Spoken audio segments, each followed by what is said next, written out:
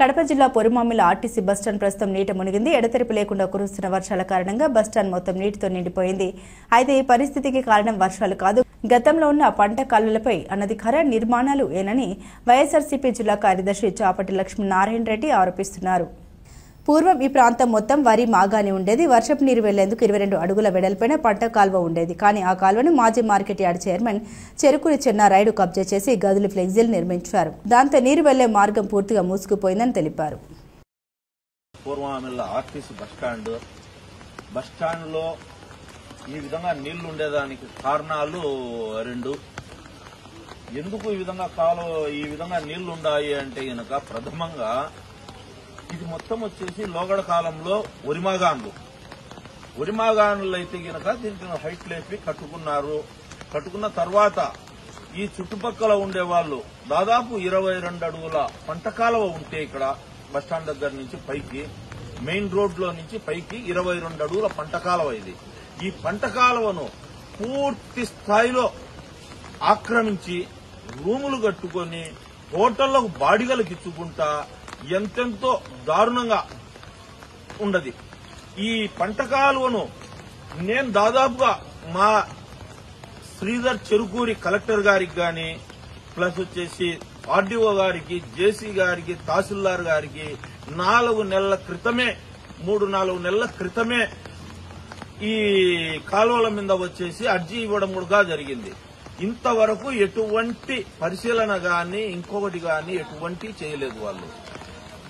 ఈ పంట కాలువ పూర్తి స్థాయిలో రూములు కట్టుకుని అడుగున్నర ఎడల్పున ఉండదు. ఇది పంట కాలువ పూర్తిగా బూడిపోయిన దాని కారణంగానే ఇవన్నీ ఈ సిసిఆర్ కాంప్లెక్స్ చెరుకూరి చంద్రాయని కాంప్లెక్స్ దగ్గర మొత్తం వచ్చేసి రూములు కట్టుకొని ఇదంతా ఉండబట్టి ఈ రోజు వచ్చేసి ఈ విధంగా దావుతీస్తాంది తప్పనిచ్చి వేరొకటి లేదు. ఇక్కడ ఎందుకు ఈ విధంగా నీళ్లు ఎక్కువ ఉంటాయి అని అంటే టోటల్ గా పైన నుంచి గిరినగర్, రెడ్డినగర్ మొత్తం వచ్చేసి ఈ రంగసముద్రం పంచాయతీలో సొగం గ్రామానికి సంబంధించి ఈ పక్క రోడ్డుకు తూర్పు భాగాన మొత్తం వచ్చే నీళ్లన్నీ ఈ బస్టాండ్ సెంటర్ కు వచ్చేస్తాయి. ఎందుకు అంటే గనక ఇది కొద్దిగా తగ్గు కాబట్టి అక్కడి నుంచి అంతా వచ్చేది. ఇక్కడ గనక ఈ బస్టాండ్ దగ్గర గనక మనం కాలువలు చేపిస్తే గనక శుద్ధమైతాయి. గతంలో కూడా పోయిన లాస్ట్ ఇయర్ కాకుండా ముందు సంవత్సరం రాజీవ్ రెడ్డి పంచాయతీ సెక్రటరీ, చిత్తా రవిప్రకాష్ రెడ్డి సర్పంచ్ ఆధ్వర్యంలో ఎమ్మెల్సీ గారికి చెప్పి మొత్తం రోడ్డు మీద మొత్తం వచ్చేసి అంతా కాలువలు తీపిచ్చి అంతా చేయబట్టి ఆ రోజు తగ్గినాయి. లేకపోతే కనుక ఆ రోజే ఇండ్లు పడిపోయే స్టేజిలో ఉన్నాయి. ఇది మళ్ళా వచ్చేసి ప్రతి సంవత్సరం వర్షం వచ్చే ఇదే గతి. ఇది లేకుండా శాశ్వత పరిణామం అనేది జరగాలని మేము కోరుకుంటున్నాము. దాదాపుగా 22 అడుగుల పంట కాలువను ఆక్రమించుకొని రూములు కట్టుకొని ఆ కాలువలు బూడేసే ఏమొస్తుంది?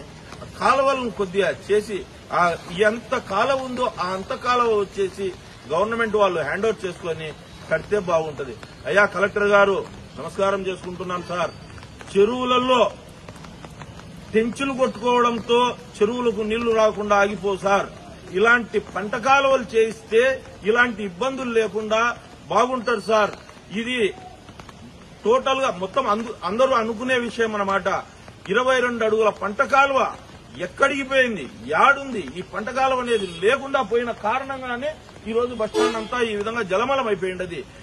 ఈ కాలువను ఒక్కసారైనా మా జిల్లా కలెక్టర్ గారు చూసి ఈ బిల్డింగ్లను చూసి ఈ పంట కాలువను ఆ బిల్డింగ్లు ఎవరెవరు ఎంక్రోచ్మెంట్ ఉండరో అవన్నీ పగలగొట్టించి కాలువలు చేసి ఇటువంటి ఇబ్బందులు లేకుండా పోతాయి. పంట కాలువలను ఆక్రమించి కట్టుకోవడం ఏంది? ఇది లోకానికే దూరం అన్నమాట. కానీ ఇక్కడ కట్టుకునే దాన్ని వచ్చేసి రీఎంక్వైరీ చేసి సర్వే చేసి ఆ పంట కాలువలు తయారు చేపియమని చెప్పేసి కోరుకుంటున్నాం. కలెక్టర్ గారి పర్సనల్ గ్రాంట్ లో 2 లక్షలు 3 లక్షల లెక్క పెంచులు కొట్టేదానికి ఇచ్చేదానికి బదులు ఈ పంట కాలువలు తయారు చేసేదానికి ఇస్తే కాలువలు ప్రజలకు ఎంతో అంత మేలు చేసిన వాళ్ళు అవుతారని విన్నపించుకుంటాను జిల్లా కలెక్టర్ గారికి.